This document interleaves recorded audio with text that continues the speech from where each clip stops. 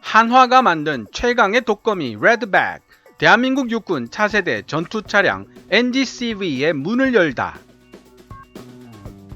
안녕하십니까 KKMD 시청자 여러분, KKMD 지킴이 케빈 인사드립니다. 2020년 7월 24일 하나디펜스는 차세대 장갑차 AS-21 레드백의 시제품 2대를 창원 공장에서 출고했습니다. 지난해 9월 호주 육군의 궤도형 장갑차 도입 사업인 랜드 400 페이즈 3 사업의 최종 2개 후보 장비 중 하나로 선정된 레드백은 곧이어 호주 방위사업청과 450억 원 규모의 RMA Risk Mitigation Activity 계약을 체결했는데요. 이 RMA 계약에 따라 시제품 3대를 호주로 보내 각종 테스트와 평가를 받은 후 최종 후보가 결정되게 됩니다. 여기까지는 여러가지 언론 매체를 통해 익히 알고 계실 내용일 것입니다. 유럽의 주요 군사 소식을 다루는 defenseblog.com도 지난 2020년 7월 27일 하나 디펜스 홈페이지에 올라온 정보를 바탕으로 이를 상세하게 다루고 있습니다. 하나 디펜스가 만든 AS-21 레드백 장갑차에는 미래형이라는 수식어가 따라다닙니다. 2011년부터 본격적으로 양산이 시작된 K21 장갑차가 베이스가 된 AS-21 레드백인데 미래형이라는 수식어가 붙는 것은 너무 거창한 것 아닌가 라는 생각이 들 수도 있습니다. 하나 디펜스의 AS-21 레드백이 제너럴 다이나믹스의 AJAX 및 BAE 시스템즈의 CV90 장갑차를 물리치고 독일 라인메탈의 링스 KF41과 함께 호주 차기 장갑차 사업의 최종 후보자로 결정되었을 당시 외신들의 태도는 매우 충격적이라는 반응이었습니다. 그도 그럴 것이 AJAX와 CV90은 이미 세계적으로 인정받은 바 있는 장갑차들이었기 때문이죠. 하지만 호주 육군이 원하는 차세대 보병 전투 장갑차 IFV는 일반적인 장갑차 수준을 훨씬 뛰어넘는 방호력과 네트워크 전쟁으로 변모하고 있는 현대전에 걸맞은 지휘, 통제, 통신, 컴퓨터, 정보 감시 및 정찰, 즉 C4ISR 능력을 갖출 것을 요구받았습니다.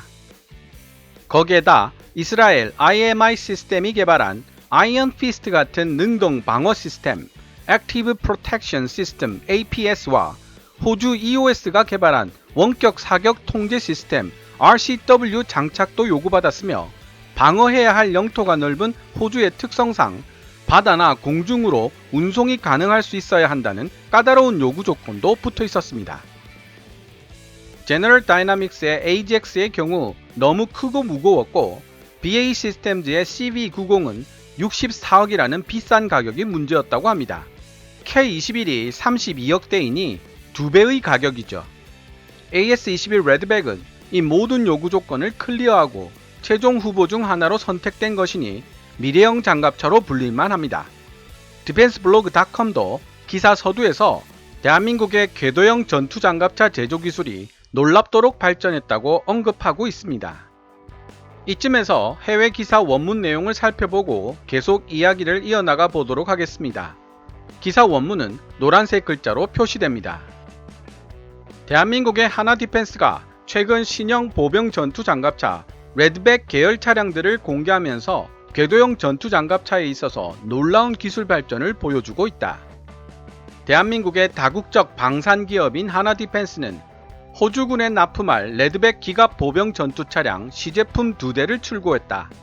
이번 출고는 세간의 이목을 끌고 있는 호주 육군의 랜드 400 페이즈 3 조달 프로젝트와 긴밀하게 연관되어 있는 RMA 계약에 따라 행해진 것이다. 출고 기념식은 7월 24일 서울에서 동남쪽으로 약 400km 떨어진 창원의 한 공장에서 거행되었다. 이 기념식에는 이성수 대표를 비롯한 하나 디펜스의 주요 간부들이 참석해 1년이라는 시간 동안 긴장의 끈을 놓지 않고 시제품 차량 개발과 생산에 전력을 다한 개발진들의 노력을 노피치하했다. 기념식에 참가한 하나 디펜스 관계자들은 몇 달 뒤 호주에서 있을 최종 테스트를 대비하기 위해 호주로 떠날 테스트 지원팀이 성공적으로 임무를 완수해주기를 기원했다. 2019년 9월 호주 정부는 랜드 400 페이즈 3 RMA 단계의 최종 두 후보 중 하나로 하나 디펜스의 레드백을 낙점했다. 이번 조달 프로그램은 8개 계열 차종을 포함해 최대 450대의 궤도형 보병 전투 장갑차를 도입하는 것을 목표로 하고 있다. 최종 후보로 선정된 이후 하나 디펜스는 당사 호주 법인인 하나 디펜스 오스트레일리아 이하 HDA를 통해 호주 방위사업청과 5천만 달러의 RMA 계약을 체결했다. RMA 계약서에 따르면 각 후보자는 호주 현지에서의 실전 테스트와 평가를 위해 세대의 RMA 장갑차를 제공할 의무가 있다. RMA 계약에 따라 호주로 인도될 레드백 2대는 7월 28일 평택항에서 선적되어 8월 말 호주 멜버른항에 도착할 예정이다. 호주 육군은 올해 11월부터 10개월 동안 레드백의 방어력에 초점을 맞춘 테스트와 평가를 실시할 예정이며 기타 다른 성능도 평가하게 된다. 이 기간 동안 운용자 교육 및 평가 세션도 같이 진행될 것이다. 바이러스가 전 세계적으로 대유행하고 있는 상황임에도 불구하고 하나 디펜스가 레드백 장갑차의 설계와 생산, 검증을 예정된 기한 내에 지연 없이 제때 마칠 수 있었다는 점에서 이번 출고 행사는 매우 주목할 만하다. 하나 디펜스는 대한민국 토종 전투 장갑차인 K21 개발 과정에서 축적된 종합적인 역량과 K9 자주포에 사용된 파워팩 기술을 바탕으로 AS21 레드백이라는 미래형 궤도 장갑차를 만들어냈다. K21 장갑차와 K9 자주포 모두 대한민국 육군과 해병대에 배치되어 각종 전장 작전의 핵심적인 역할을 맡고 있다. 특히 암 내장식 현수장치 In-Arm Type Hydropneumatic Suspension Unit ISU의 도입으로 재래식 전투 장갑차 디자인에 비해 차체의 무게는 가벼워졌지만 독특한 설계를 통해 지뢰와 폭탄 공격에 대한 차량 하부 방어력이 오히려 강화된 것이 특징이다. 호주 육군의 M113 병력 수송 장갑차를 대체하기 위한 수십억 달러 규모의 입찰에 참여하는 대한민국 레드백에는 글로벌 팀 하나를 상징하는 이스라엘과 호주 기술도 탑재되어 있다. 레드백에는 이스라엘 LB 시스템즈가 설계한 MT-30 하이브리드 포탑과 호주 EOS 디펜스 시스템즈가 만든 원격 사격 통제 시스템 RCW가 통합된다. 여기에 이 첨단 궤도 장갑차에는 중량 감소와 이동성 향상을 위해 캐나다 수시 디펜스가 제공하는 합성 고무궤도 CRT 시스템도 탑재되었다. 출고식에 참석한 이성수 대표이사는 세계적인 방산업체들과 경쟁할 수 있는 차세대 장갑차 개발을 완료함으로써 대한민국의 방위산업 기술이 새로운 시장을 선도할 수 있는 획기적인 계기가 될 것이라고 말했다. 이어 하나 디펜스가 지상 무기 체계 분야에서 쌓아온 역량을 결집하여 시험평가에서 장비 우수성을 입증하고 반드시 최종 후보에 선정될 수 있도록 노력하겠다고 덧붙였다. 지금까지 2020년 7월 27일 유럽 군사 전문 매체 defenseblog.com이 게재했던 한화 디펜스 unveils new family of future combat vehicles. 하나 디펜스가 미래형 전투 장갑차와 그 계열차들을 공개하다 라는 제목의 기사를 번역해봤습니다. 오늘 제가 이야기하고 싶은 대한민국 육군의 차세대 전투차량 NGCV가 어떻게 AS21 레드백과 연관이 되는지 궁금하신 분들이 계실 것입니다. 사실 차세대 전투차량 NGCV라는 개념을 제일 먼저 정립한 나라는 바로 미국입니다. 미국이 2차 세계대전 이후 육군 투자에는 상대적으로 소홀했었다는 사실은 이미 주지의 사실입니다. 그러다 보니 노후화된 장갑차를 교체하는 시기를 놓쳤었던 것입니다. 하지만 소비에트 연방 해체 이후 한동안 침체기에 있었던 전통적인 전차 강국 러시아가 부활할 기미를 보이고 있고 중국이라는 새로운 위협이 현실화됨에 따라 미국도 해결책을 내놓아야만 했죠.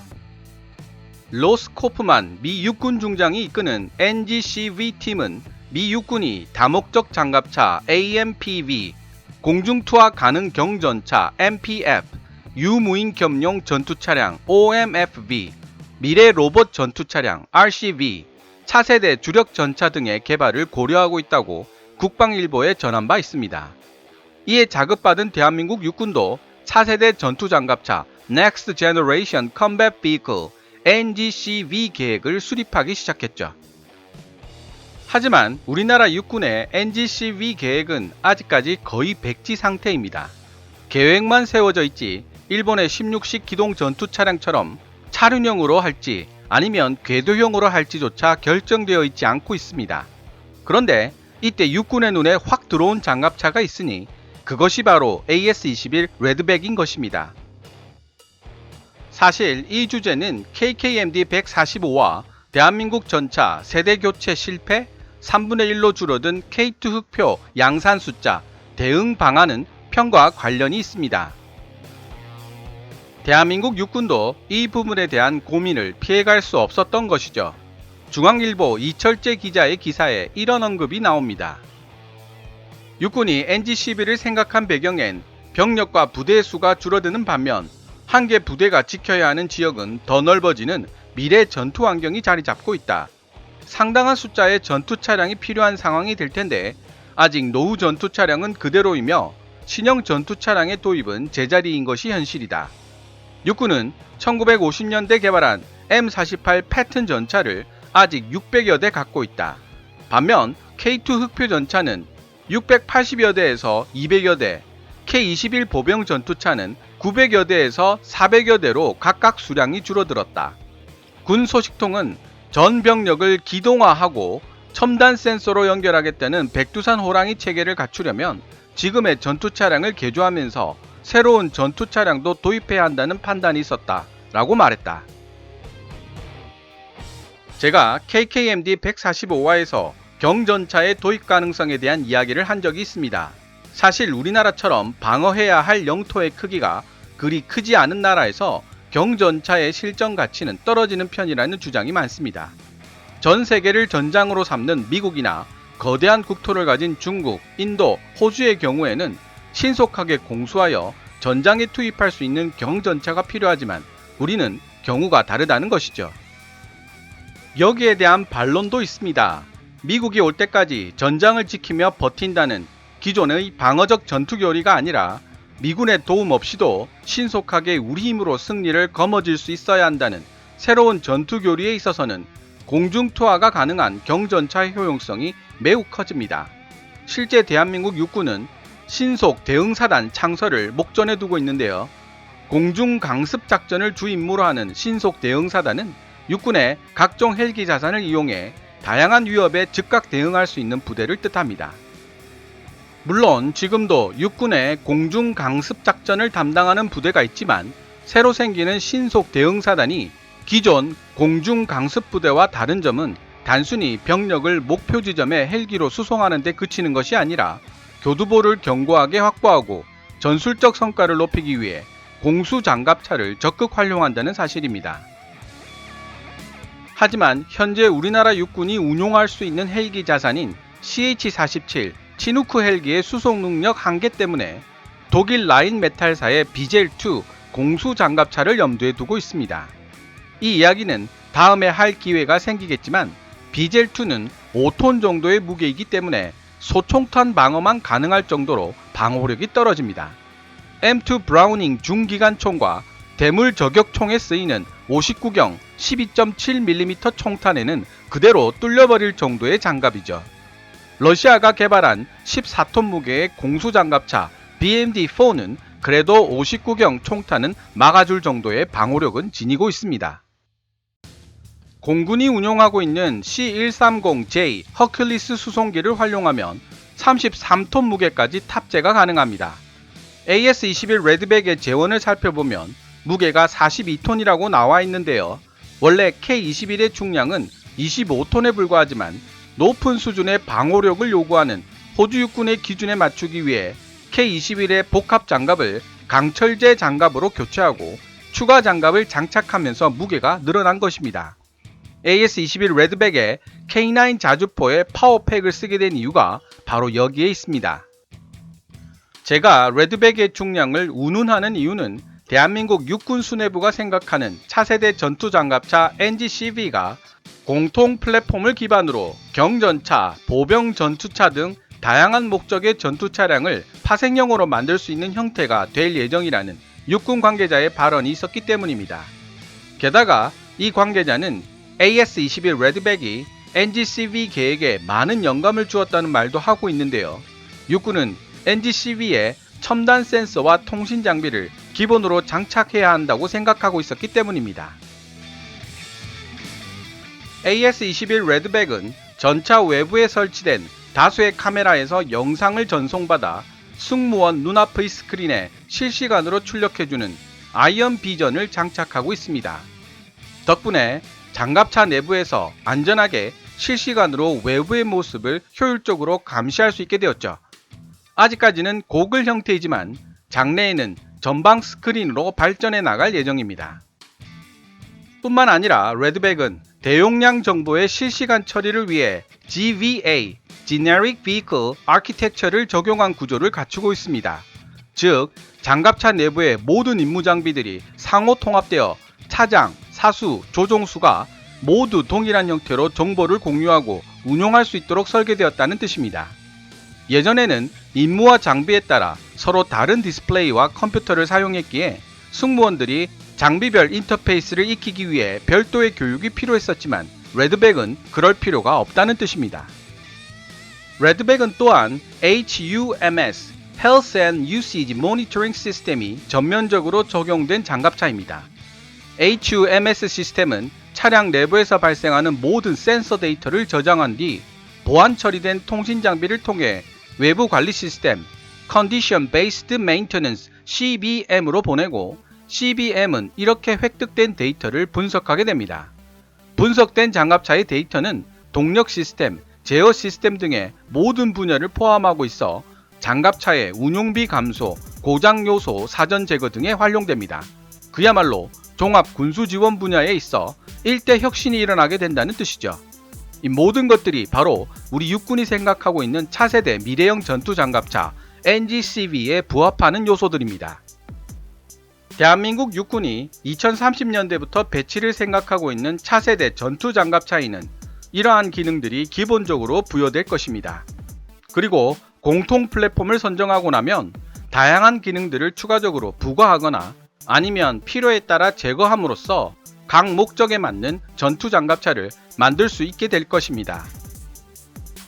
예를 들면 AS-21 레드백처럼 공통 플랫폼에 추가 장갑을 장착하여 무거운 중량을 지녔지만 방호력이 뛰어난 다목적 전투 장갑차를 만들 수도 있을 것이며 러시아의 공수 장갑차 BMD-4처럼 공통 플랫폼에 최소한의 장갑을 부여하여 공수가 가능한 공수 투하 가능 경전차를 만드는 것도 가능하다는 뜻입니다.